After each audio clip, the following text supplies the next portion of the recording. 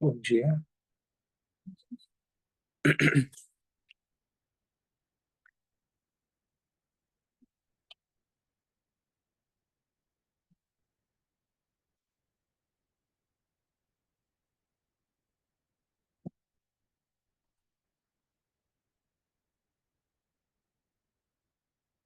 Bom, a gente vai retomar então o estudo do Gampopa. Claro, Por favor. dá licença, Claro. perguntar. Claro. Será que o senhor poderia, antes de entrar no assunto do pouco, falar um pouquinho sobre regras de etiqueta no templo, que eu nunca ouvi ninguém falar sobre isso. Eu tenho algumas dúvidas. Por exemplo, Uhum.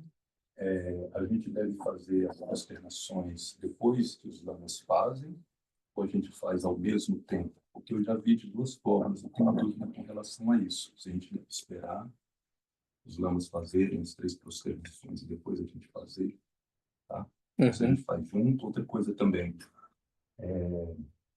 na hora da meditação, como é que a gente respira? A gente respira silenciosamente ou a gente respira...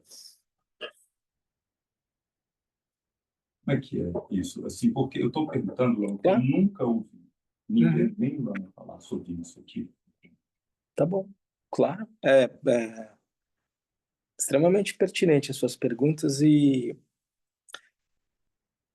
ninguém não está escrito na entrada do templo, ninguém tem necessariamente que saber isso, né? Tem alguma, algum hábito em relação a isso. Em relação à primeira pergunta, Pedro, ah, é possível se fazer das duas formas que você mencionou, esperar os lamas fazerem as prosternações e depois se prosternar, ou fazer ao mesmo tempo. Qual é o sentido da prosternação, né? Ah, Nós estamos aqui diante de um altar com a representação das três joias, Buda, Dharma e Sangha, e o sentido de se prosternar é tomar refúgio nas três joias e nas três raízes. Não é só uma atitude digamos, eu diria, de um protocolo, vamos dizer assim, senão uma maneira de fazer. A gente, quando está no budismo Vajrayana, a gente fala das fases de criação e completude, e a gente expande a noção de criação para além da ideia de simplesmente criar uma visualização de uma divindade e a, se referir a ela num primeiro momento, com uma atitude de devoção e tal, e depois se visualizar como uma divindade, daí por diante, no sentido de que a nossa natureza é a natureza de Tara ou de Chirenzi, que são a expressão manifesta da compaixão ou da sabedoria, é a mesma. Né? Tudo isso com uma forma, como a gente fala no budismo vajrayana, de expressar a fase de criação. Mas a gente explicou, quando deu o texto do Jamgon Kongtrul, que existem várias formas de praticar essa fase de criação. A acumulação de mérito, por exemplo, fazendo a prosternação, quando a gente circumbula a estupa que está lá fora, na verdade a gente está fazendo um gesto de respeito e de conexão com a mente desperta de um Buda. O estupa representa a mente desperta, Buda. Então eu circumbulo ela com uma maneira de manifestar por meio de uma ação ou uma atitude de respeito e de certa forma até de refúgio nessa estrutura que representa a mente desperta. Quando eu ofereço flores, como o André trouxe flores aqui, ele não trouxe as flores só para enfeitar o altar. Ele trouxe as flores num gesto de oferenda às três joias, Buda, Dharma e Sangha. Né? São várias formas da gente, digamos, praticar essa fase de criação. Criação no sentido de uma ação deliberada, no sentido de transformação da forma de perceber a realidade. Eu posso simplesmente permanecer no estado natural da mente e reconhecer a realidade tal como ela é, ou eu posso me engajar numa ação deliberada que cria as condições favoráveis para que eu conheça a realidade tal como ela é. duas formas fundamentais de fazer isso: a acumulação de sabedoria, a prática da meditação, calma mental, meditação analítica, como uma maneira de entrar em contato mais direto com a natureza da mente desperta, acumulação de sabedoria, ou acumulação de mérito, como eu já falei para vocês na semana passada, não no sentido numérico de um conjunto de boas ações que me dão como recompensa uma condição livre de sofrimento. Acumulação de mérito no sentido de ações deliberadas, como eu estava dizendo para vocês, por meio das quais eu vou trabalhando o meu modo de funcionamento mental e criando as condições favoráveis para que eu possa reconhecer a natureza da mente. Então, quando eu ofereço flores no altar, quando eu circunvulo o stupa, quando eu faço prosternações diante do Buda como um gesto de respeito e de conexão, para além disso, eu vou trabalhando a minha atitude mental, o meu mindset, para ir entrando em contato com o modo de funcionamento da mente. Estou dando toda essa volta para dizer o seguinte, aí respondendo a pergunta do Pedro. Você pode se prosternar para o altar, Pedro, Buda, Dharma e Sangha, ao mesmo tempo em que o lama se prosterna, como, por exemplo, é o que o Kalu Rinpoche faz quando ele entra, o atual Kalu Rinpoche, ele pede para as pessoas se prosternarem junto com ele, porque ele assume uma atitude de que nós estamos tomando refúgio no Buda, no Dharma e na Sangha representados nesse altar, com as imagens e daí por diante. Mas como isso se faz, em geral, eu vou dizer aqui da maneira como eu aprendi, quando aquele que manifesta as palavras do Buda, que vai dar o ensinamento do Buda e daí por diante, e que, de certa forma, na atitude de respeito e devoção do aluno, expressa, naquele momento, a mente do Buda, te convida a prosternar junto com ele. No entanto, quando você tem dois lamas que não te dão uma indicação clara, podemos prosternar juntos, como hábito, você espera os lamas se sentarem, porque esses lamas, nesse momento, eles representam a Sangha, uma das três joias. E, portanto, seria uma atitude respeitosa que você esperasse que essas pessoas que manifestam, que representam a Sangha, o Buda, aquele que alcançou o estado desperto, o Dharma, os ensinamentos daquele que alcançou um estado desperto, e a Sangha, comunidade de praticantes que estudam, que praticam, ensinam esses ensinamentos, né? Então, na medida em que você tem, de maneira mais formal, dois lamas, um que vai dar os ensinamentos durante a manhã, um que vai conduzir as práticas depois do intervalo, que você aguarde que os lamas se sentem e numa atitude de respeito você pode se prosternar para o altar, e os dois lamas estão aqui, eles já se sentaram, ou você pode se prosternar para o lama, diretamente para o lama, porque o lama, dependendo da tua atitude devocional, ele é o Buda, ele é o Dharma e ele é a Sangha. Manifesto. Então você teria essas três possibilidades de se prosternar.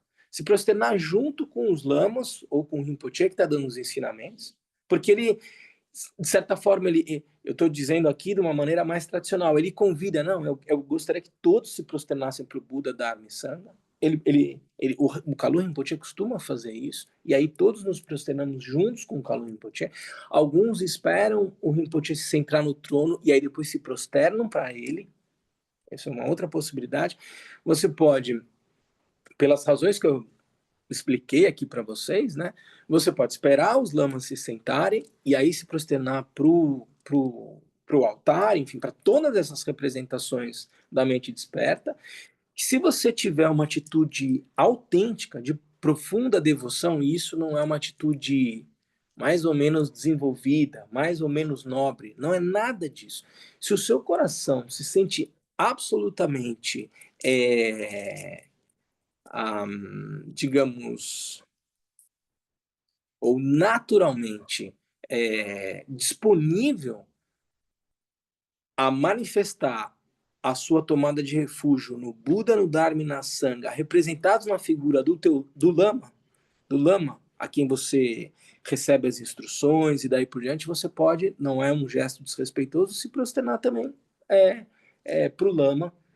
E todas essas formas são formas corretas de se prosternar. Não existe uma que é mais ou menos correta. Mas do ponto de vista, como você colocou aí, da etiqueta, ou do que seria o mais tradicional, ah, por exemplo, uma vez eu estava aqui, logo que eu cheguei no templo, tinha uma pessoa que os lamas entraram, ela não se levantou, e depois os lamas prosternaram, todo mundo se prosternou, ela não prosternou, e aí veio uma pessoa da Sangha e deu uma bronca nela, falou, você não se levantou quando o lama chegou, você não se prosternou, e ela disse, mas eu sou obrigado a fazer isso? Ninguém é obrigado a fazer isso. Se a pessoa está vindo a primeira vez no templo e ela não tem primeiro ela não sabe como é essa atitude, essa de respeito. E mais, ela não tomou ainda refúgio no Buda, no Dharma e na Sangha, é só um movimento físico. A gente não deveria repreender ninguém que chega no templo e não se levanta quando o lama chega e não se prosterna quando os lamas se sentam ou quando os lamas estão se prosternando. Mas isso não está errado. Ninguém tem que ser reprimido por isso, por isso. Mas isso indica algo. Isso indica algo.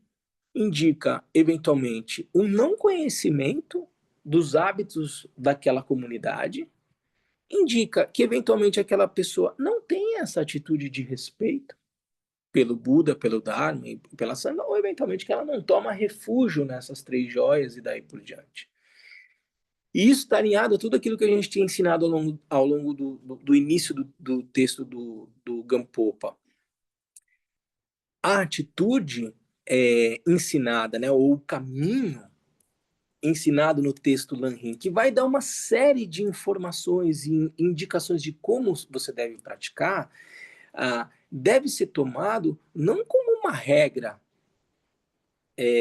que uma vez não cumprida enseja uma punição e daí por diante enfim, como uma regra em si, senão como uma atitude daquele que se entende como um praticante do Dharma, que deve ser adotada com o propósito de percorrer um caminho. Caminho esse, como ensinou o Sr. Buda, cujo propósito é conhecer a realidade tal como ela é e transcender as experiências de sofrimento. Veja, então, ninguém é obrigado a se prosternar, a seguir o caminho, trazer flores, como o André trouxe flores e daí por diante. Todas essas são formas, no entanto, de um praticante adotar uma determinada postura para ir trabalhando o modo de funcionamento da mente. Então ninguém tem que ser criticado, punido, castigado porque não se prosternou, porque não circunambulou, porque não trouxe flores e daí por diante. Mas isso vai, como eu falei para vocês, mas isso traz uma informação consigo. E isso não passa desapercebido. Não uma lógica de quem está fazendo certo e quem está fazendo errado, mas uma maneira de compreender como as pessoas estão compreendendo as suas respectivas atitudes nos seus respectivos caminhos, entende? Então, fez sentido, Pedrão? Total. Então tá bom. Tudo bem, gente? Tudo bem, pessoal em casa? Tudo certo? Então é isso. Vamos seguir aqui. Da respiração.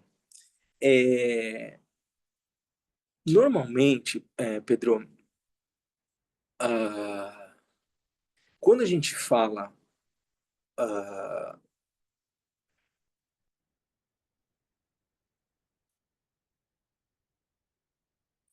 quando a gente vai trabalhar ah,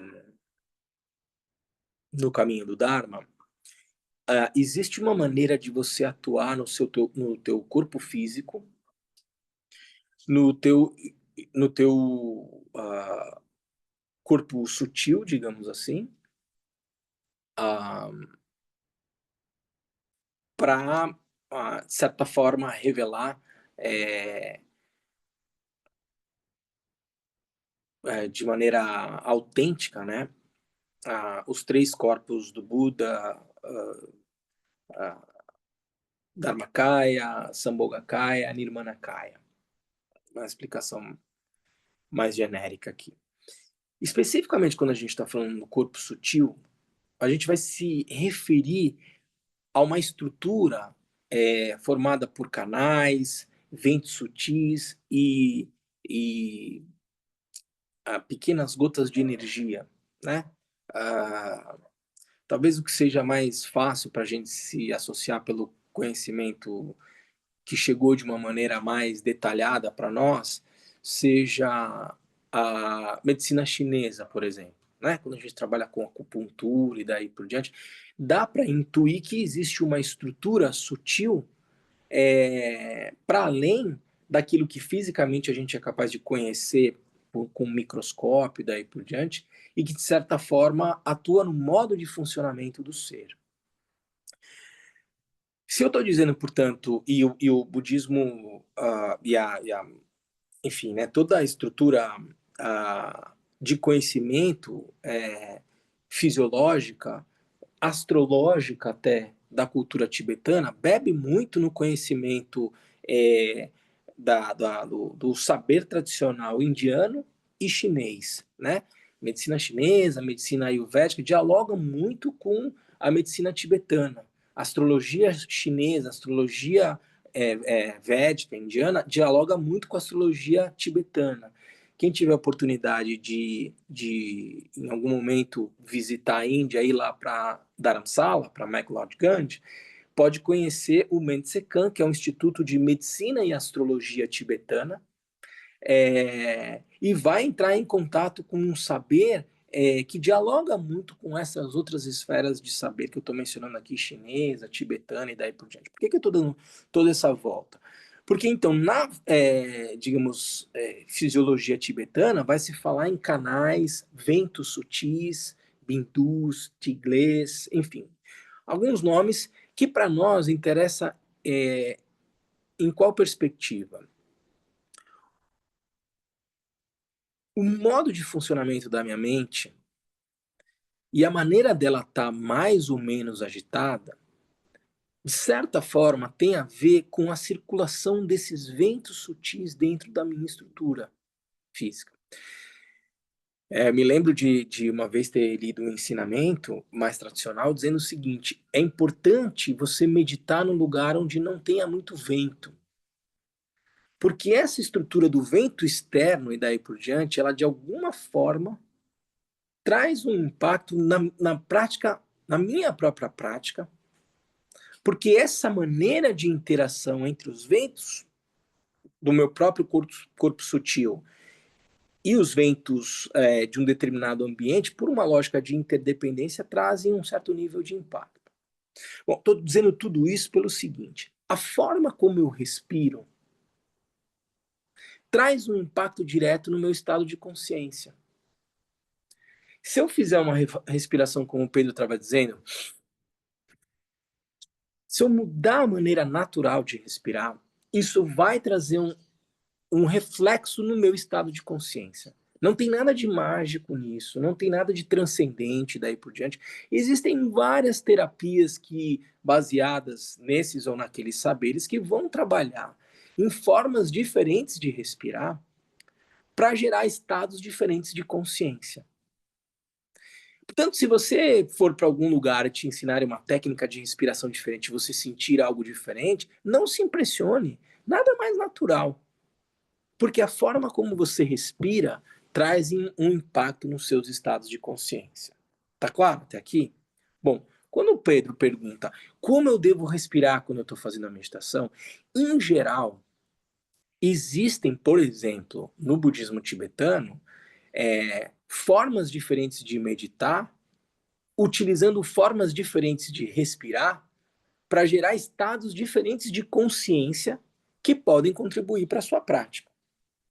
Em geral, esse tipo de ensinamento ele é dado num contexto específico, depois que o praticante já tem algum nível de maturidade, compreensão do Dharma, para que ele possa fazer uso de uma forma diferente de respirar, gerar um impacto nos seus estados de consciência, mas ao mesmo tempo, o praticante tem que ter algum nível de experiência para saber lidar com esses outros estados de consciência. Porque isso pode ser absolutamente mágico e daí por diante, mas pode causar problemas, inclusive, na saúde mental do praticante. Portanto, na perspectiva do caminho tradicional budista, é, há um cuidado bastante relevante nas instruções que impliquem numa forma diferente de respirar. Em geral, portanto, quando a gente entra no templo, a não ser que você seja um praticante que já recebeu várias instruções, e nesse momento que a gente está fazendo a prática de Dorje Chantuma, porque eu estou imaginando que o Pedro perguntou no momento que a gente entra aqui no templo, o que, que a gente está fazendo? A gente entrou aqui e a gente começou a fazer uma prática de meditação, concorda? No momento em que a gente foi convidado a fazer uma prática de meditação, em geral você está fazendo a prática que todo mundo no templo está fazendo, que é a prática de Dorje Chantuma. Na prática de Dorje Chantuma, a gente deu um ensinamento em 2018, 2019, a gente passou uns 4 ou 8 encontros explicando a prática de Dorje Chantuma. Não há, tradicionalmente, uma instrução direta sobre uma forma diferente de respirar. Não é para você fazer a prática de Tumo, a prática, enfim, os True Cores, que são outras yogas que o Kalu Rinpoche tem ensinado, que são formas diferentes de respirar. Não há essa instrução. Não há, portanto, a ideia, nesse momento, de se fazer uma prática utilizando a respiração para gerar estados de consciência diferentes do convencional. Em geral, portanto, nessa hora, é importante você meditar naturalmente. Não forçar a tua forma de respirar, Pedro. Se você estivesse fazendo a prática de Dorje Chantuma, e, eventualmente, se você quiser utilizar a respiração como um suporte para a prática de Shiné, simplesmente voltar a tua atenção no estado natural da respiração. Não é para, quando a gente está fazendo a prática de Shiné, de calma mental, não é para eu mudar a forma como eu respiro. Eu simplesmente vou perceber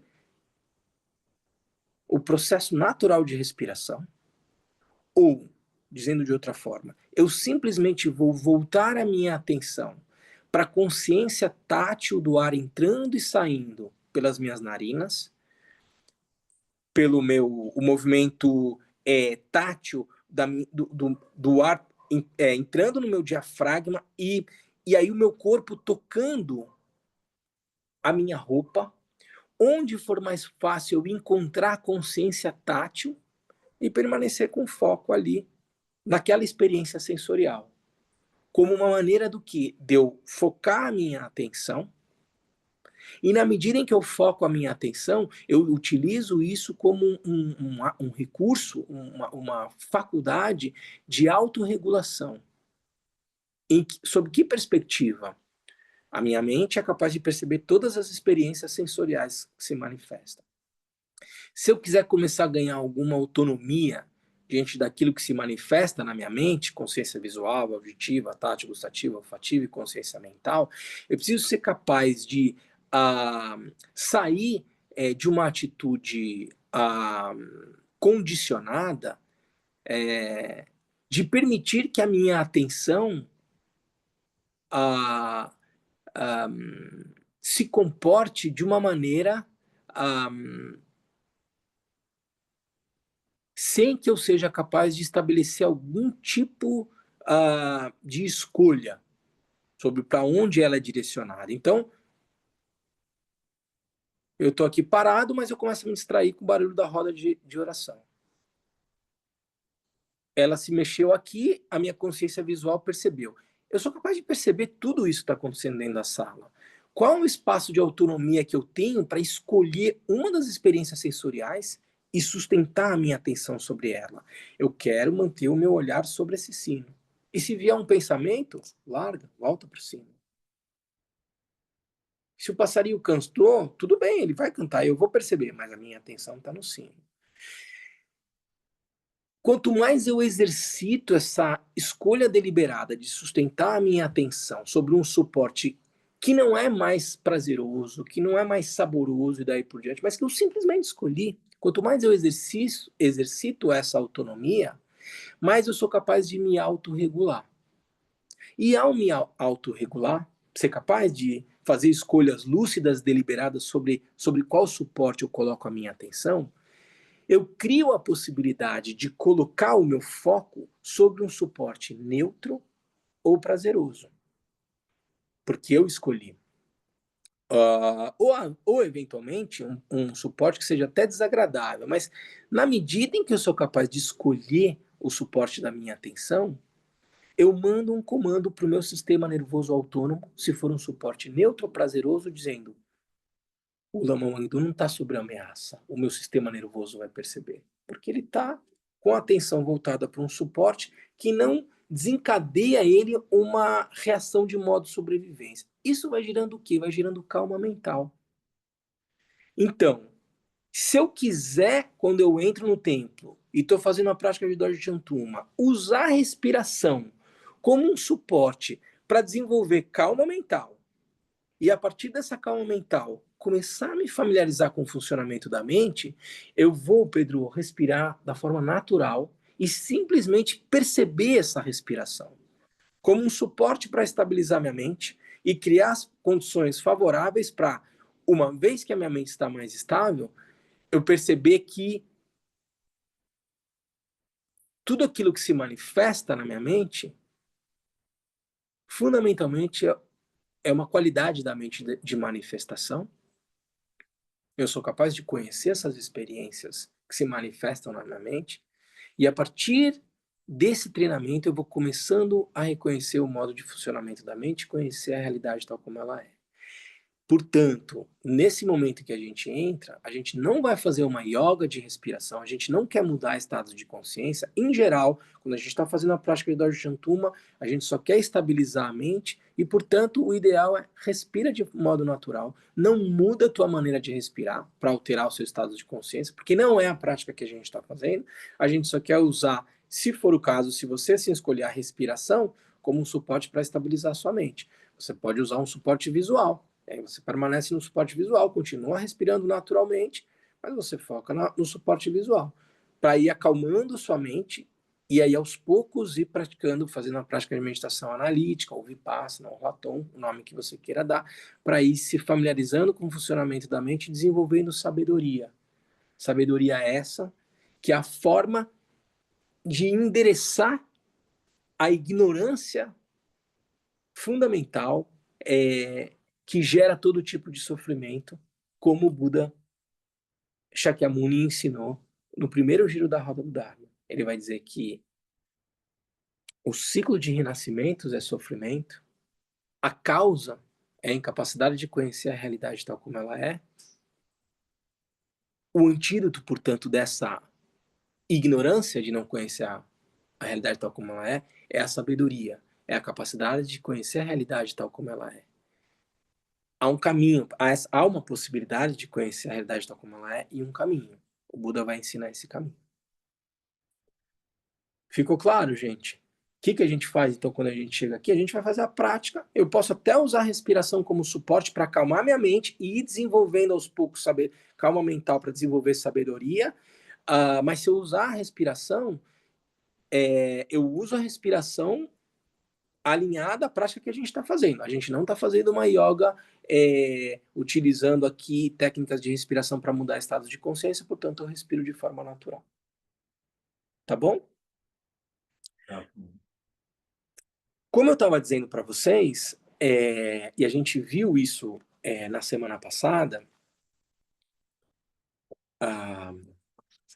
quando a gente falou da causa do despertar, né? Que é o primeiro capítulo do texto do Gampopa, ele falou, e nós falamos aqui sobre a natureza de Buda, ou o potencial do despertar. O potencial de conhecer, de alcançar um estado de consciência capaz de conhecer a realidade tal como ela é. E a gente falou das 5 famílias, ou do nível de certa forma,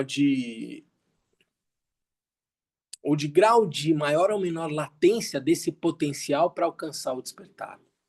A gente viu aqueles que estão, digamos, numa condição desconectada dessa natureza, desse potencial do despertar. A gente viu em que razões isso acontece.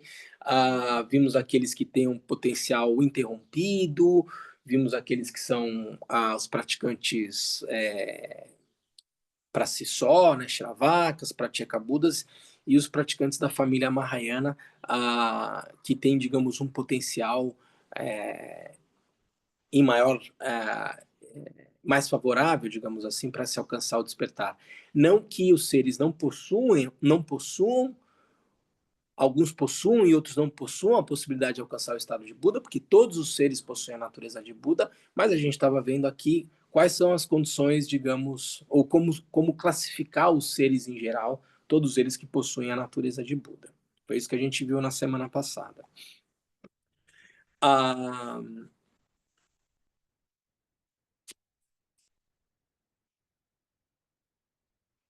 Tendo,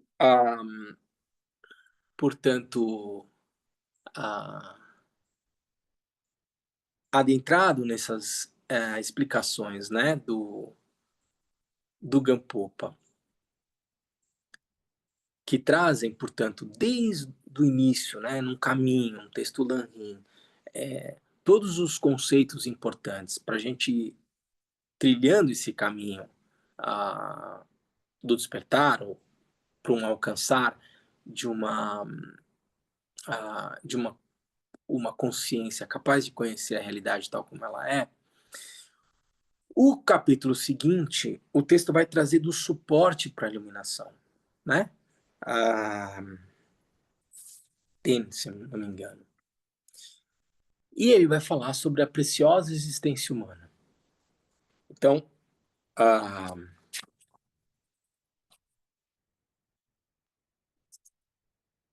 o texto vai dizer o seguinte: o suporte para o despertar é a preciosa existência humana.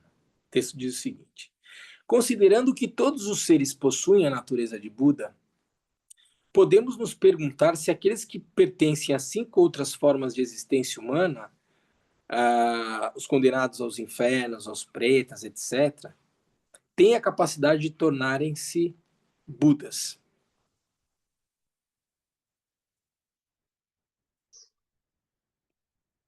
Veja só, considerando que todos os seres possuem a natureza de Buda, podemos nos perguntar se aqueles que pertencem a 5 outras formas de existência não humana, seres que nascem nos infernos, pretas, animais, semideuses e deuses, a gente vai falar um pouco sobre isso hoje, porque o texto já entra com tudo aqui e tem vários pressupostos que eu acho que é importante a gente revisitar. Mas vou voltar aqui porque eu abri um pop-up e eu não quero estragar o raciocínio de vocês. Considerando que todos os seres possuem a natureza de Buda, podemos nos perguntar se aqueles que pertencem a 5 outras formas de existência não humana têm a capacidade de se tornarem Budas. Têm a capacidade de se tornar. Mas se eles têm ou não a natureza de Buda, mas eles têm a capacidade, o texto vai dizer, não, eles não têm. Choque.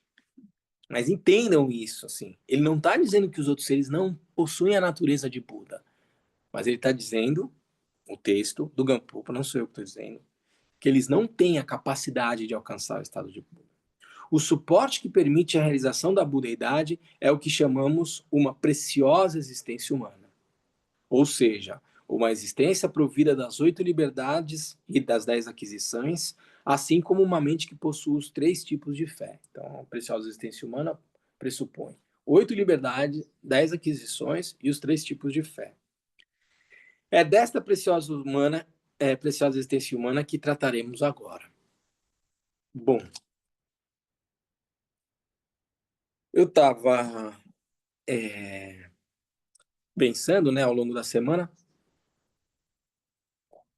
vamos lá, né? Então vamos de novo falar sobre a preciosa existência humana. Já falamos algumas vezes sobre a preciosa existência humana. Mas o que pode ser pertinente para as pessoas que estão chegando agora, como a Camila, está lendo o texto do Gampopa já há algumas semanas, meses? Eu acho que é uns 2 meses já. 2 meses. Vocês já estão acompanhando os ensinamentos? É a primeira vez? Então, o que pode ser pertinente para a Camila, para as pessoas que vêm a primeira vez, e o que pode ser pertinente também para os grandes praticantes que estão aqui já há muito tempo, né? Lívia, seu Luiz, Pedro, Daniel, André, Jaime, enfim. Brincadeira, gente, estamos todo mundo aqui no mesmo caminho. O que poderia ser importante, as pessoas que estão em casa também, falar aqui para vocês sobre a preciosa existência humana? Falar sobre a preciosa existência humana, só esse parágrafo que eu li aqui, já trouxe um monte de informação que talvez vocês não estejam muito familiarizados com ela. Quais são as 6 outras formas de existência? Né? Aquela tanca ali atrás, ela apresenta os samsaras, 6 tipos de existência apresentados na cosmologia budista. A existência humana, a condição humana, é uma das formas de existência. A preciosa existência humana é uma existência humana ainda mais particular. Mas o que está aí antes disso tudo, então, para a gente poder começar a falar sobre a preciosa existência humana? Porque eu acho que tem vários conceitos aqui que, se não tiverem muito bem assentados, eu acho que podem trazer algum tipo de lacuna na compreensão. Então, vamos voltar a eles, né? O texto falou aqui, considerando que todos os seres possuem a natureza de Buda. Mas que seres são esses que possuem a natureza de Buda? Vocês se lembram que o Wagner, que uma pena não está aqui hoje, trouxe a questão sobre uma planta. É um ser senciente. Ela pode alcançar o estado de Buda? Vamos voltar ao início desses conceitos aqui, considerando que todos os seres possuem a natureza de Buda. A quem eu estou me referindo quando eu estou falando em seres? Há 1 ou 2 encontros atrás, quando a gente estava conversando sobre esse tema com o Wagner, a gente usou aqui o conceito de ser senciente, usando como referência a capacidade, usando como um conceito fundamental a possibilidade ou a capacidade de experienciar sofrimento. Vocês se lembram disso? Não sei quem estava acompanhando aqui, a gente estava falando sobre isso.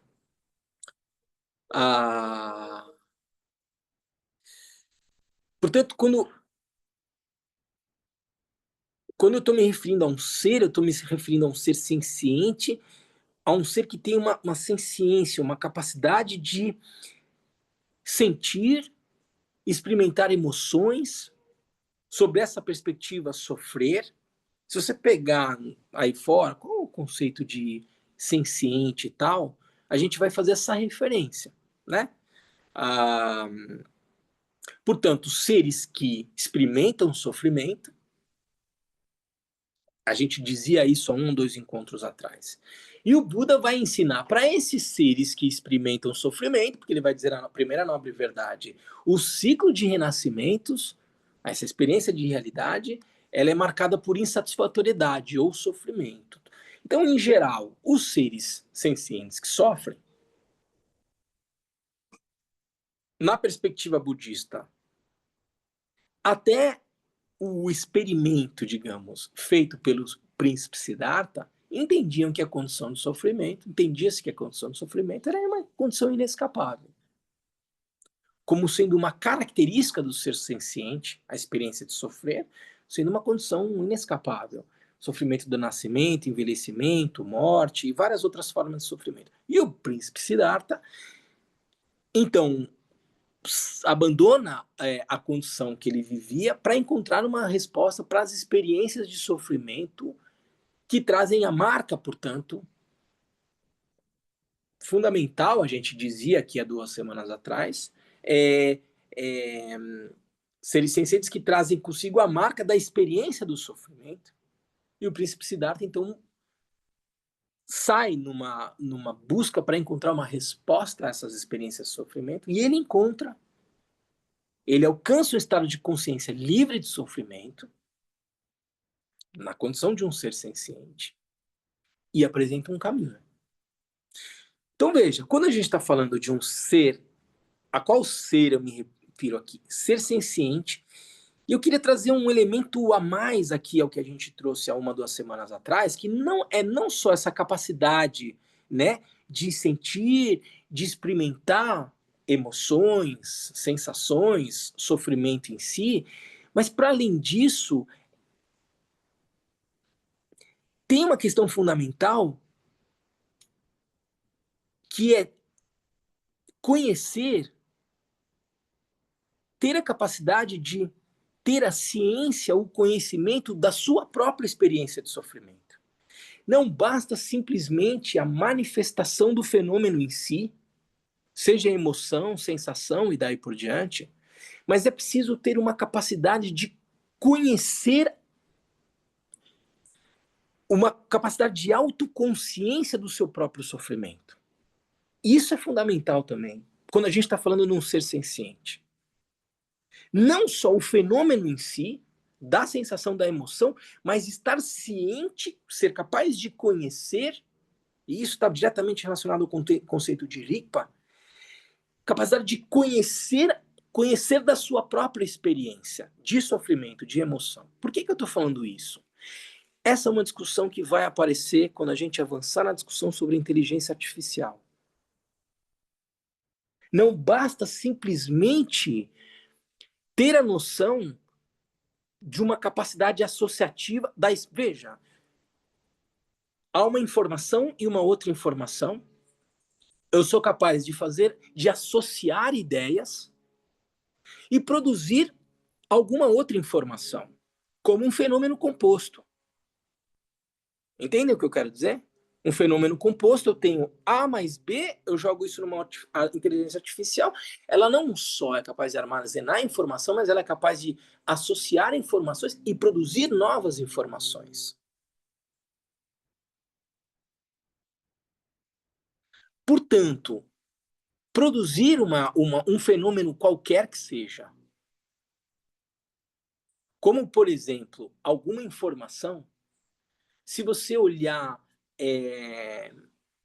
para células, elas vão tomar a experiência de sofrimento como informação.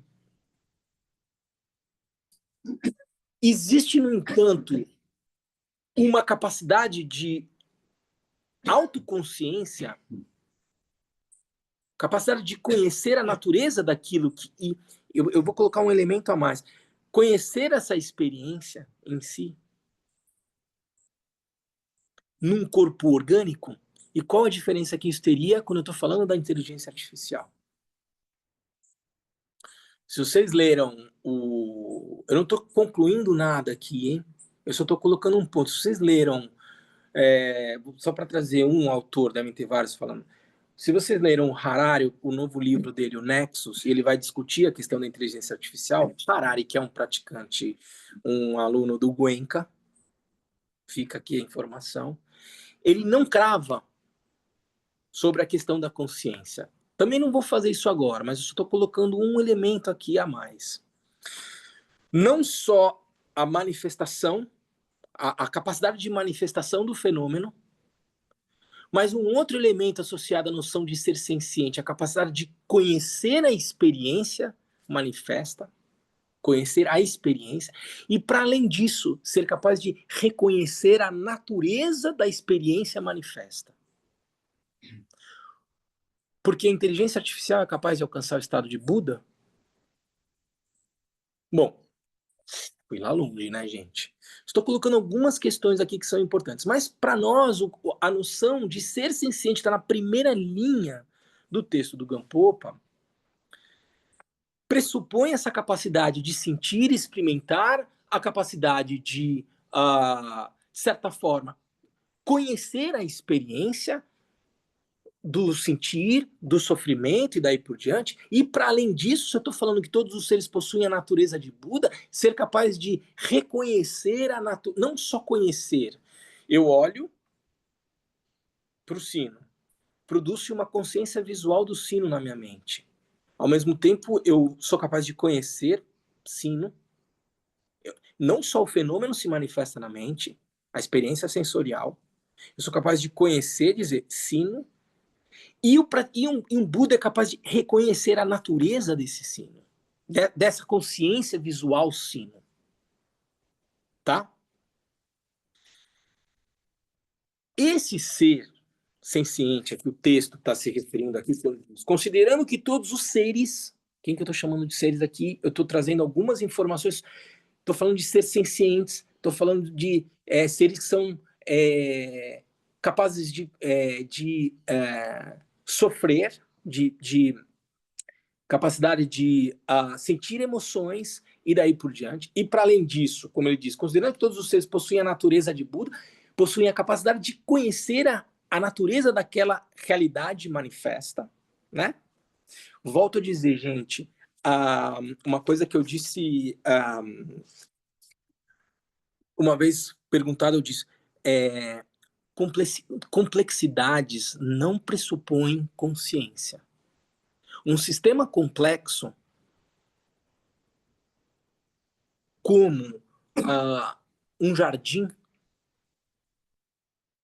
não pressupõe necessariamente uma consciência ali. Pode ser que tenha, pode ser que não tenha.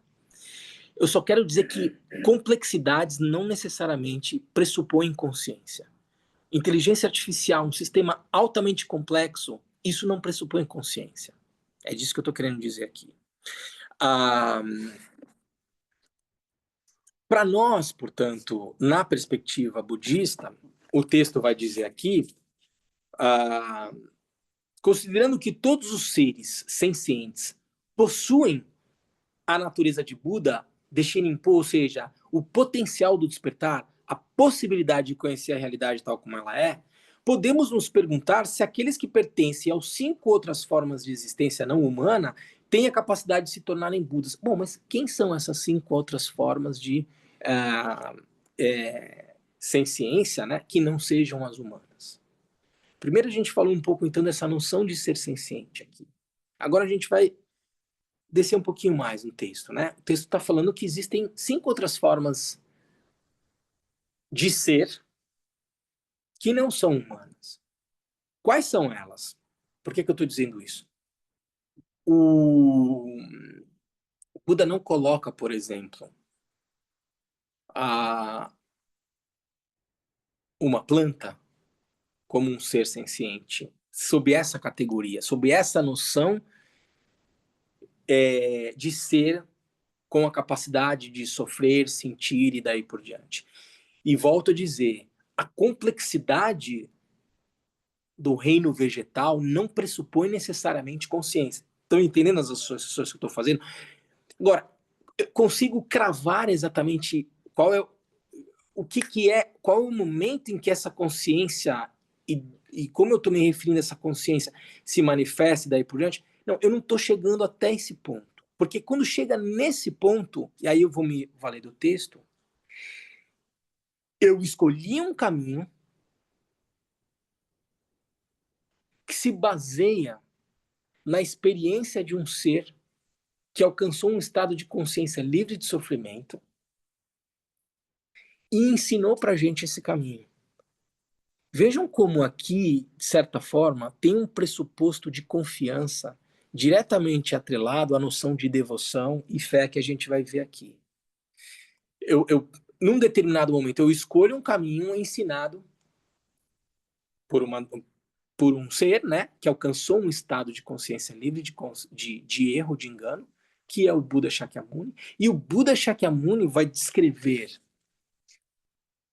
outras formas de ser ou de existir e apresenta nos seus ensinamentos 6 categorias diferentes. Nesse momento, quando a gente decide seguir esse caminho, a gente vai assumir que essas são as 6 formas de existências possíveis. Vocês estão entendendo o que eu quero dizer aqui? Nós vamos trabalhar em cima dessas categorias trazidas pelo Sr. Buda. E nós vamos apresentar que outras formas de existência são essas. Porque foi isso que o Buda Shakyamuni descreveu como formas de existência. Pode ser que existam outras formas de existências e que não foram trazidas pelo Sr. Buda, para além dessas 6 categorias? Até pode ser. Eu não saberia dizer se o Buda apresentou dessa forma, porque seria dessa forma que nós, no estágio de compreensão da realidade que temos, seríamos capazes de alcançar o que ele estava dizendo. Mas para fins metodológicos, nesse momento, e essa é uma discussão que vocês podem, talvez alguns estão dizendo, mas o Lama está viajando no que ele está falando aqui. Não. Essa discussão se avizinha. E é importante a gente não se desconectar completamente dos temas que virão nos anos vindouros. Tá bom? Fala, Daniel.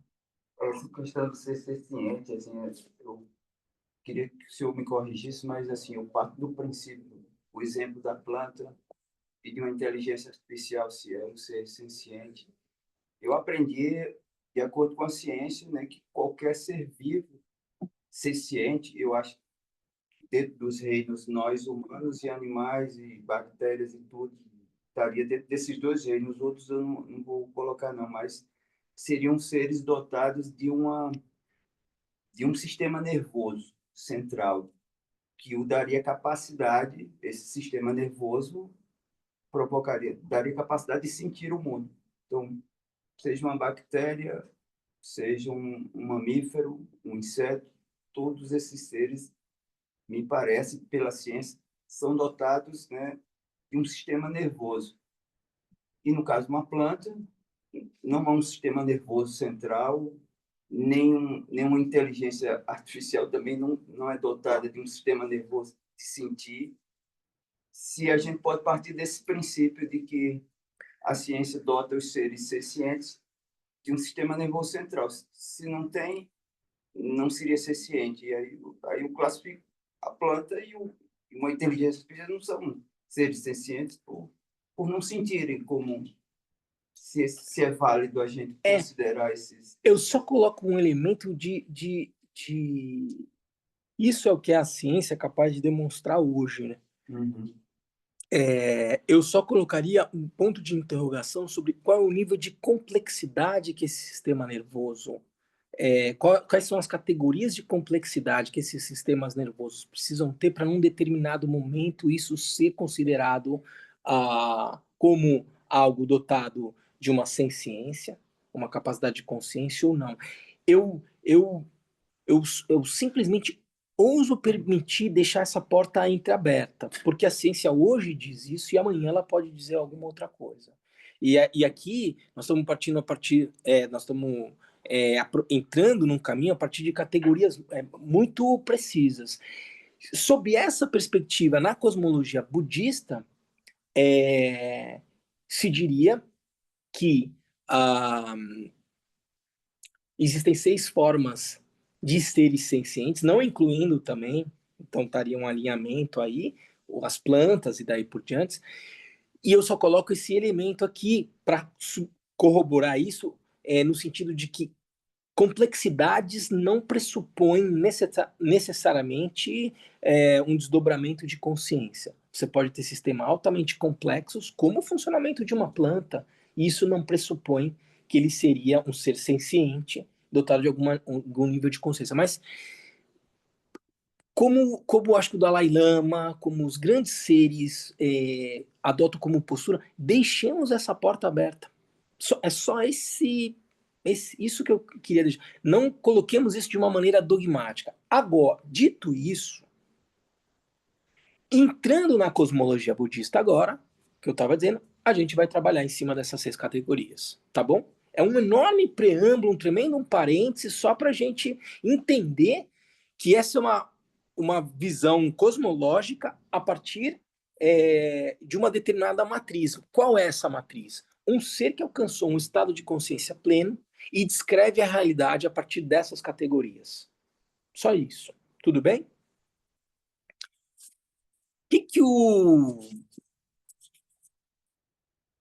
Tem duas passagens aqui nesse livro do Kalu Rinpoche precedente,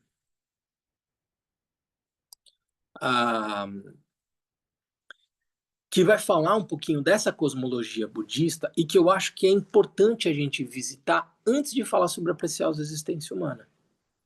Então, talvez hoje a gente nem consiga adentrar efetivamente no texto do Gampopa, até porque temos 15 minutos.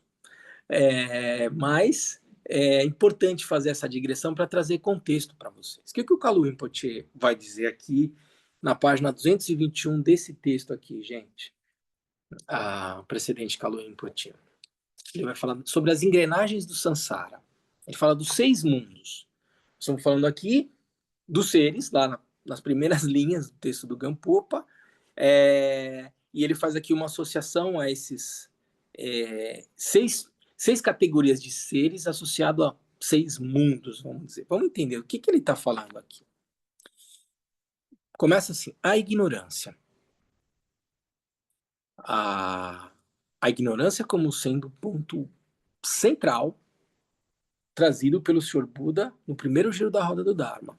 Ele vai dizer que as experiências, o samsara é sofrimento, ou o ciclo de renascimentos é insatisfatório, né? Vai trazer o sofrimento como uma coisa central na experiência dos seres sencientes, e ele vai dizer, a causa, na segunda nobre verdade, é a incapacidade de conhecer a realidade tal como ela é, ou ignorância, ou marikpa.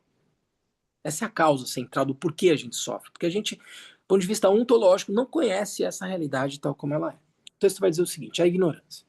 A ignorância, avidya ou marikpa, isto é, o não conhecimento, se situa em 2 níveis, a ignorância fundamental e a ignorância determinada.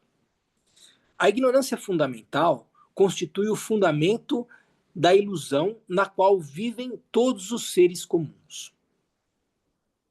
Ela é a raiz do samsara. Portanto, a gente se relaciona com a realidade a partir de uma perspectiva ilusória, tomando a realidade por aquilo que ela não é. Nós a definimos como a situação da mente que não reconhece sua própria natureza desperta. É uma mente que tem a capacidade de... uma mente que é insubstancial, que tem uma faculdade de manifestação, que é capaz de conhecer aquilo que nela se manifesta, reconhecendo no sentido último, uma mente desperta, a própria natureza daquilo que nela se manifesta. Então, olha, nós a definimos, essa ignorância, como a situação da mente que não reconhece sua própria natureza desperta, sua própria natureza. A ignorância é a mente que não se reconhece a si mesma. Veja, é extremamente importante aqui, porque ele tá falando que não é só a capacidade de conhecer, mas a capacidade de conhecer a si mesma, conhecer a sua própria natureza. Bom, os seres comuns fazem, sob várias formas, a experiência os seres comuns fazem, sob várias formas, a experiência do sofrimento e da dor. Eles é que criam, ele está dizendo, as experiências da dor e do sofrimento. Um Buda, em contrapartida, ultrapassou o sofrimento. Ele atingiu o Nirvana. Lembram que a gente falou há 2, 3 semanas atrás que o Sansara e o Nirvana possuem uma mesma natureza, que é a natureza da vacuidade, e daí por diante? Bom, ele está trabalhando sobre essas categorias de Sansara e Nirvana. Essa é a diferença entre um ser comum e um Buda. Bom, essa diferença entre um ser comum e um Buda vem fundamentalmente do conhecimento ou da ignorância, do modo de ser da mente. A primeira caracteriza os seres despertos, a segunda os seres comuns. Tá? Ele está fazendo uma diferenciação entre quem é um Buda e quem são os seres sencientes em geral. Um Buda é aquele que transcendeu a ignorância, portanto, passou a conhecer a realidade tal como ela é, e os seres comuns são aqueles que ainda não conhecem a realidade tal como ela é. Quanto à questão temporal, da origem temporal da ignorância, pode-se dizer apenas que ela é sem começo. Nesse sentido, essa ignorância fundamental é ainda chamada ignorância inata, comparável à ganga que acompanha o ouro em seu estado natural. Vacuidade, claridade e inteligência sem obstrução caracterizam o Tathagatagarbha, o potencial do despertar. É a natureza de Buda. É aquilo que a gente falou até a semana passada, né? A causa do despertar. E a gente sempre trabalha sobre esses três conceitos aqui: vacuidade, claridade na noção de capacidade de manifestação e a capacidade de conhecer, né? Pelo fato deste não ser reconhecido, então, olha, potencial do despertar não ser reconhecido, a vacuidade é falsamente tomada por um eu. E a claridade falsamente tomada por um outro. Eu tomo aquilo que é insubstancial, como esse corpo aqui, como sendo um eu, e tudo aquilo que se manifesta como um pensamento, um objeto físico, tal como um outro, como algo que se diferencia numa lógica de dualidade. Assim se estrutura a dualidade eu e outro. Este novo grau de erro constitui a ignorância determinada, assim chamada porque compreende as determinações errôneas que são eu e outro. Então ele está descrevendo duas formas de ignorância aqui. Uma ignorância fundamental, que é desde tempo sem começo, ela não há início, não há um fim para ela, e essa ignorância determinada que surge a partir de uma lógica de dualidade. Considerar que a ignorância existe desde os tempos sem começo parece permitir supor que o conhecimento nunca existiu. É preciso ver as coisas de um outro ângulo. A ignorância implica, de fato, a presença da verdadeira natureza da mente que, mesmo não sendo reconhecida, é conhecimento em si mesma. Estamos falando aqui de um estado de maior ou menor latência, de uma capacidade de conhecer a realidade tal como ela é. Essa é a natureza de Buda. Esse é o potencial do despertar. É o que exprime a noção de Samantabhadra, o Buda eterno, ou seja, o estado de Buda primordialmente existente, mesmo ignorado. Bom, por causa da dualidade, ele está falando da ignorância fundamental aqui. A outra forma de ignorância, que é a ignorância determinada, ela decorre dessa ignorância fundamental. Ele vai dizer o seguinte: por causa da dualidade da ignorância fundamental, a partir da incapacidade, portanto, de conhecer a realidade tal como ela é, eu começo a estabelecer uma relação com a realidade a partir de uma lógica de dualidade, eu, outro, quero, não quero, gosto, desejo, não desejo, e a partir daí ações, que são os 4 véus, mas falando do segundo dele, que é o véu da ignorância, o véu da dualidade, ele diz, olha, por causa da dualidade, da ignorância fundamental, do primeiro véu, ignorância fundamental, segundo véu da dualidade, criam-se as emoções conflituosas. Quero, não quero, gosto, não gosto, bonito, feio, daí por diante. O desejo, o apego, a raiva, a aversão e a cegueira, que se subdividem até formar um conjunto de 84 emoções conflituosas. É o terceiro véu das emoções. Sob o domínio delas, os seres realizam vários atos que proporcionam o karma. Quarto véu. A gente já falou várias vezes sobre isso, tenho certeza que vocês sabem. Véu da ignorância, o véu da dualidade, o véu das emoções conflituosas e o karma, a ação. Sob o domínio delas, das emoções perturbadoras, os seres realizam vários atos que produzem o karma, ação. A minha ação produz os fenômenos da realidade, que por sua vez leva à experiência dos 6 mundos. Até agora o que eu estava falando parecia não ter sentido nenhum com o que eu vinha dizendo antes, mas é esse desdobramento que produz essa experiência de realidade de 6 mundos, ou 6 formas de experimentar a realidade. Ou seja, vou ler de novo. Por causa da dualidade da ignorância fundamental, criam-se as emoções conflituosas, o desejo, apego, a raiva, a aversão, a cegueira, que se subdividem até formar um conjunto de 84 mil emoções conflituosas. Sob o domínio delas, os seres realizam vários atos que produzem o karma, que por sua vez leva à experiência dos 6 mundos. Quais são eles? Os infernos, os espíritos famintos, os animais, os humanos, os semideuses e os deuses. Os humanos são uma das formas dos seis tipos de existência. Extremamente importante o que vem a partir de agora, porque isso é uma coisa que sempre, as pessoas que estão há muito tempo no Dharma sempre se batem nessas questões. Vamos lá. Título aqui: Realidade dos seis mundos. Pode-se considerar arbitrária essa noção dos seis mundos ou vê-la apenas como uma construção hipotética sem um fundamento real? Pode-se considerar arbitrária essa noção dos seis mundos ou vê-la apenas como uma construção hipotética sem um fundamento real. Entretanto, do ponto de vista budista, ela não pode, pelo simples fato de ter sido ensinada pelo próprio Buda. Vou ler de novo aqui. Entretanto, do ponto de vista budista, ela não pode, pelo simples fato de ter sido ensinada pelo próprio Buda, ser desprovida de validade. Então, ele está colocando aqui um argumento de autoridade. Porque isso foi ensinado por alguém que conheceu a realidade última. Não tem como eu descartar isso. É isso que esse parágrafo está dizendo. O Buda dá, por exemplo, uma descrição detalhada dos 8 infernos incandescentes, atribuindo-lhes uma localização precisa sobre a Terra. Cada um a uma dada distância da superfície do solo. Esses detalhes não têm como objetivo impressionar as mentes. Correspondem a uma certa realidade. Entende o que ele está dizendo? Ele está dizendo que, de certa forma, essas condições de existência, elas possuem uma certa realidade. Elas, em alguma medida, têm um locus. É isso que o texto está dizendo. Esses detalhes não têm como objetivo impressionar as mentes, correspondem a uma certa realidade.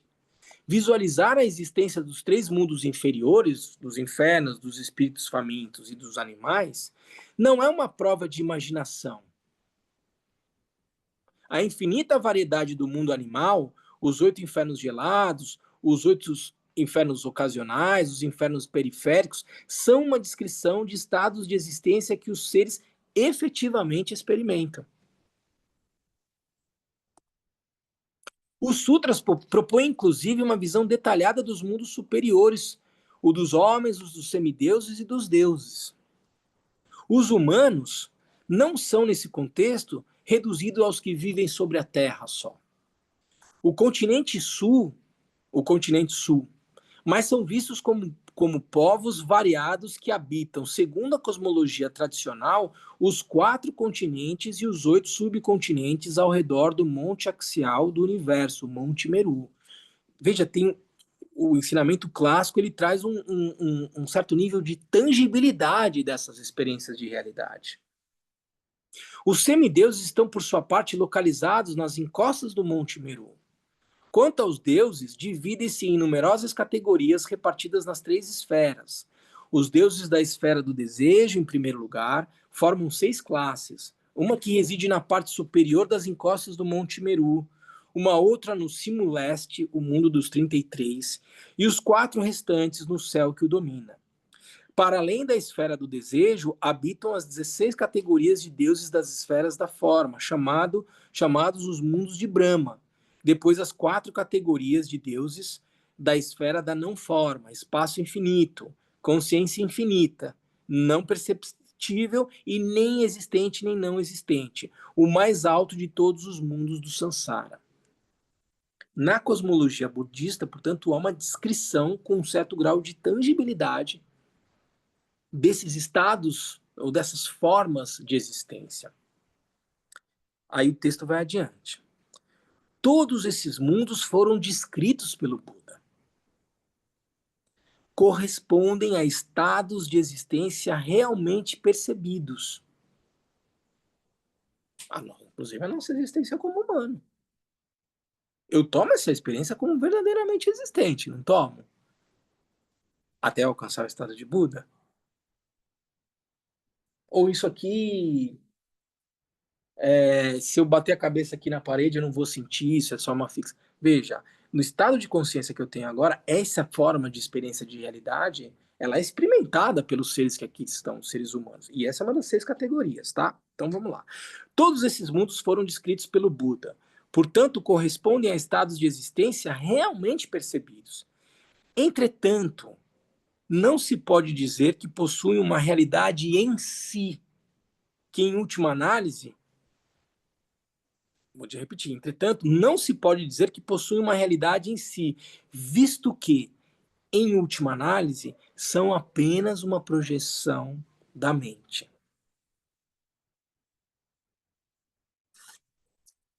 Entenderam isso?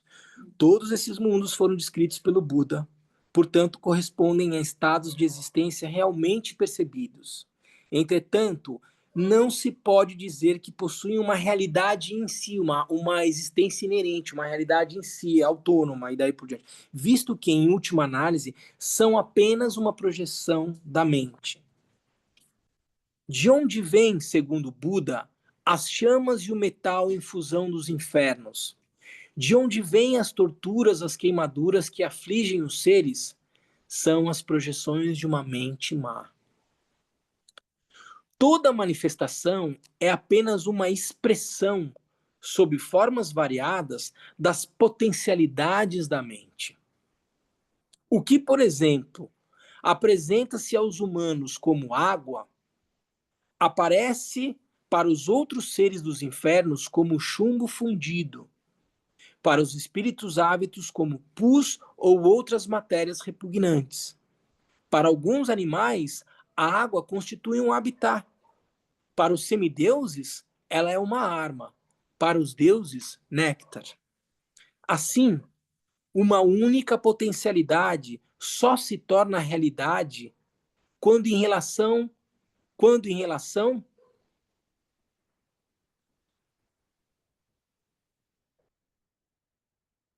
Assim, uma única potencialidade só se torna realidade quando em relação à experiência que temos dela.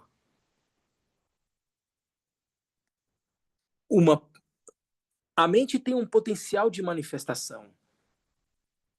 Ela só passa a ter algum tipo de realidade para mim quando ela está em relação com a experiência que eu dela tenho. Os objetos não são realidades essenciais, mas projeções mentais. Eu olho para esse sino, produzo uma consciência visual desse sino. A maneira como eu me relaciono com esse sino tem muito mais a ver com a forma como esse sino se manifesta na minha mente do que a coisa em si. Porque essa coisa em si, ela é insubstancial. Ela é vacuidade. Se eu botar ela no microscópio e for abrindo, e vou pegando as partículas, prótons, nêutrons, quarks, daí por diante, subquarks e daí por diante, de repente a própria física vai mostrar que aqui tem mais espaço do que matéria. De que isso aqui, na verdade, é uma experiência luminosa em constante transformação, cujo comportamento, às vezes, eu sou capaz de prever pela física, a física tradicional, né? A física mecânica, e às vezes o comportamento não é capaz de ser previsto, a não ser que eu coloque o observador nessa fórmula a partir da perspectiva da física quântica. No entanto, isso é um fenômeno desprovido de uma existência inerente. Isso aqui não tem uma existência inerente em si. Isso aqui são causas e condições reunidas que produzem um fenômeno manifesto que é capaz de ser percebido pela minha mente. Por quê? Porque causas e condições reunidas, um olho que tem uma faculdade sensorial de perceber uma imagem, produz uma consciência visual desse sino na minha mente. E eu vou me relacionar com esse sino, como está dizendo esse parágrafo aqui, a partir da minha relação com essa experiência sino que se manifestou na minha mente. E qual o nível de realidade que eu atribuo a essa experiência que se manifesta na minha mente? Isso vai dar um nível de tangibilidade dessa realidade. Entenderam o que eu quis dizer? E eu me relaciono com essa realidade como ela invariavelmente sendo existente. Eu tomo isso como sendo algo que verdadeiramente tem uma existência inerente, esse corpo, esse eu, essa mesa e daí por diante. E essa é a maneira ilusória de se relacionar com a realidade. E na medida em que eu transcendo essa maneira de ilusória de me relacionar com essas experiências que se manifestam na minha mente, eu vou amadurecendo a capacidade de conhecer a realidade tal como ela é.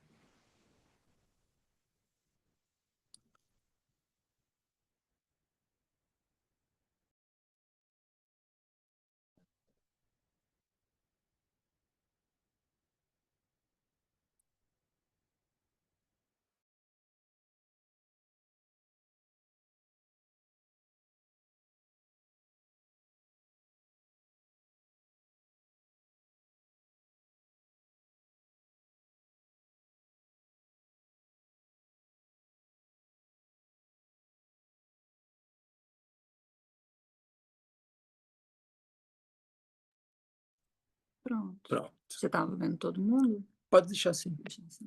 Obrigado, Olivia. Tá, bom, tá claro até aqui? Então eu vou continuar aqui para não perder esse fio da meada. Assim, o Buda apresenta, por um lado, os 6 mundos como reais, enquanto que, por outro lado, explica-nos que eles não têm realidade em si mesmos. São apenas uma projeção. Assim, o Buda apresenta, por um lado, os 6 mundos reais, os 6 mundos como reais, o mundo dos animais, os semideuses, os deuses, daí por diante. Apresenta os 6 mundos como reais, enquanto que, por outro lado, explica-nos que eles não têm realidade em si mesmos, que são apenas uma projeção. Bom, não se trata de uma contradição, mas do reflexo dos 2 ângulos sobre os quais a manifestação mas do reflexo, olha, vou ler de novo. Não se trata de uma contradição, mas do reflexo dos 2 ângulos sobre os quais a manifestação pode ser vista. O que é real, de um ponto de vista relativo, não é de um ponto de vista absoluto. Disse que os fenômenos não são reais, nem irreais, que são semelhantes ao reflexo da luz da lua sobre a água. Na medida em que alguma coisa é percebida, esse reflexo possui uma certa realidade, mas, ao mesmo tempo, o reflexo não é um objeto tangível.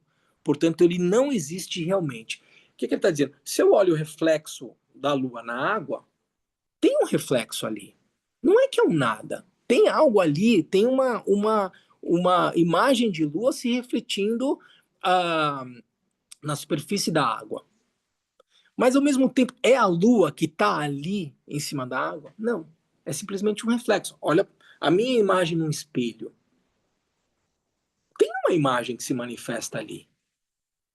Mas aquela imagem, ela tem uma existência inerente, se não ela, causas e condições, o meu corpo na frente de uma superfície que é capaz de refletir, produz uma imagem, mas ela não tem uma existência inerente ali. Entende? Então o que ele está dizendo é isso.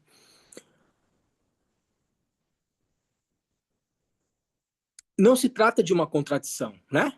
Quando ele diz que os mundos são reais, mas que ao mesmo tempo eles não têm uma realidade em si. Não se trata de uma contradição. São 2 ângulos, são os 2 ângulos de uma mesma manifestação, né? O que é real de um ponto de vista relativo não é do ponto de vista absoluto. Disse que os fenômenos não são reais nem irreais, que são semelhantes ao reflexo da lua na água. Na medida em que alguma coisa é percebida, esse reflexo possui uma certa realidade, mas ao mesmo tempo, o reflexo não é um objeto tangível. Portanto, ele não existe realmente, aquele reflexo. O mundo só possui realidade em função daqueles que o percebem. Os que escutam agora esses ensinamentos são muitos. Né? Ele estava dando um ensinamento público quando ele falou isso, o Kalu Rinpoche. Esta noite, quando vocês forem se deitar, cada um de vocês terá um sonho, que lhes serão próprios. Quando nos encontrarmos amanhã cedo, será que cada um de vocês achará que a única manifestação real da noite é aquela do seu mundo onírico, do seu sonho, e que a dos outros é falsa? Isso não teria nenhum sentido. Em nossos sonhos, cada um tem uma experiência de um mundo que, para nós, é real, mas não tem realidade em si mesmo. Isso também ocorre com os diferentes mundos. Encontraremos uma outra indicação da natureza subjetiva de nossa relação com os fenômenos no seguinte fato. Disse que existe uma certa categoria dos seres infernais, a pior de todas as condições de existência do universo, que está sujeita aos sofrimentos de cada uma das 6 classes de seres. Se considerarmos cada um desses mundos como uma realidade física, cujos habitantes teriam uma experiência passiva, não seria concebível que um ser encontre simultaneamente todos os sofrimentos, já que pelo menos 5 dentre eles deveriam estar em outro lugar.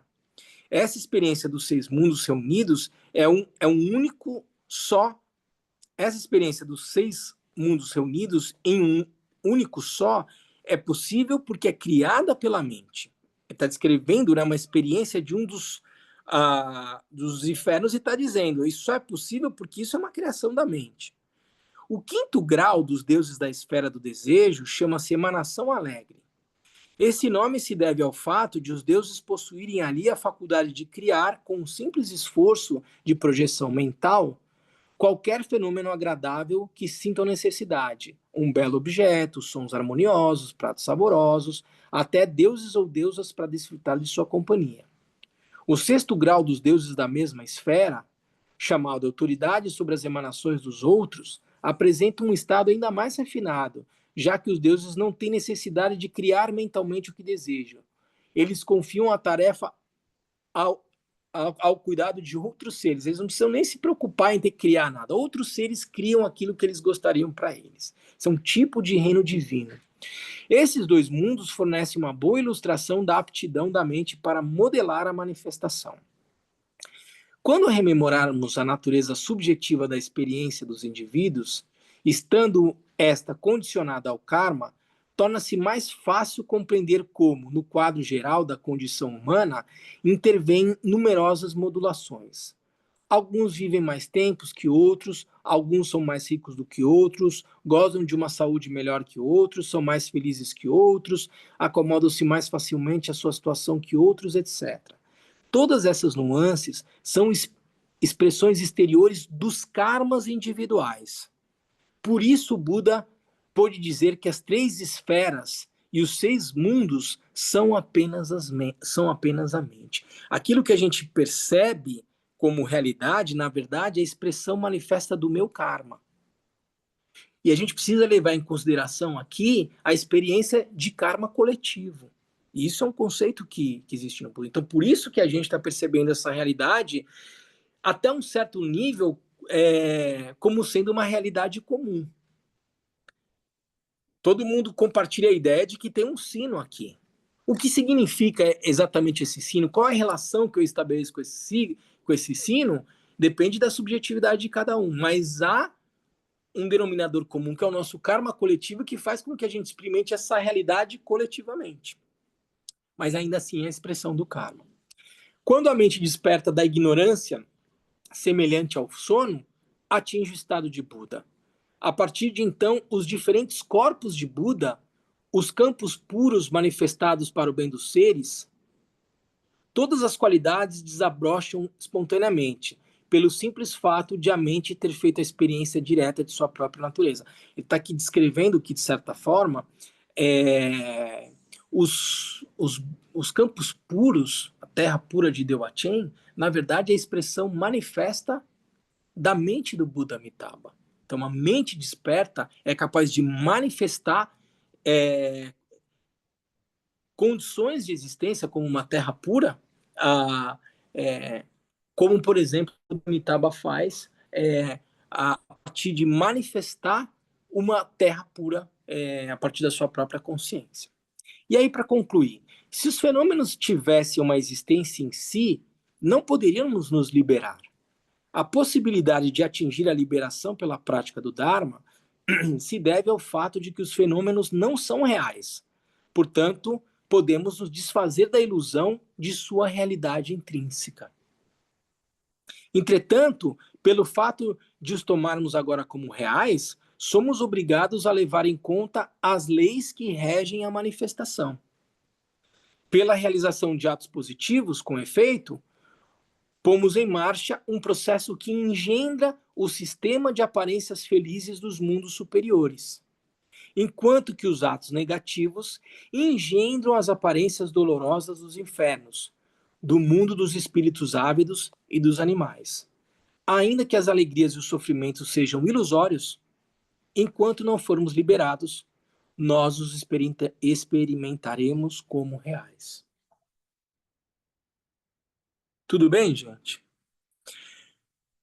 Semana que vem a gente ainda vai ler uma outra parte do texto do Kalu Rinpoche para dar contexto para vocês sobre essas 6 formas de existência, para aí sim a gente poder adentrar sobre uma delas, que é a existência humana, e particularizar essa existência humana numa categoria ainda mais especial, que é entendida pelo Sr. Buda como um suporte por meio do qual é possível se alcançar um estado de Buda. Qual é essa categoria específica humana?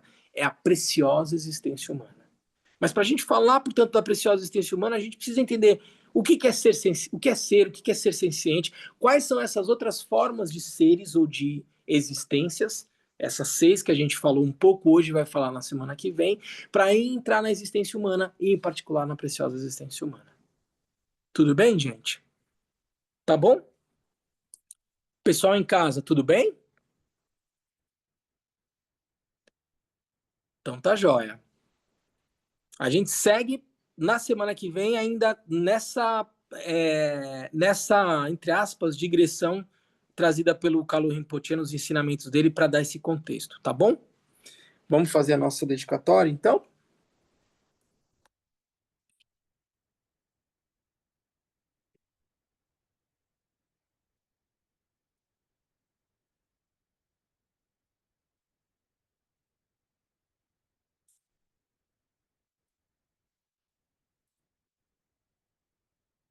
Graças a essa virtude, tendo realizado rapidamente o Mahamudra, possa eu conduzir a esse estado todos os seres sem exceção.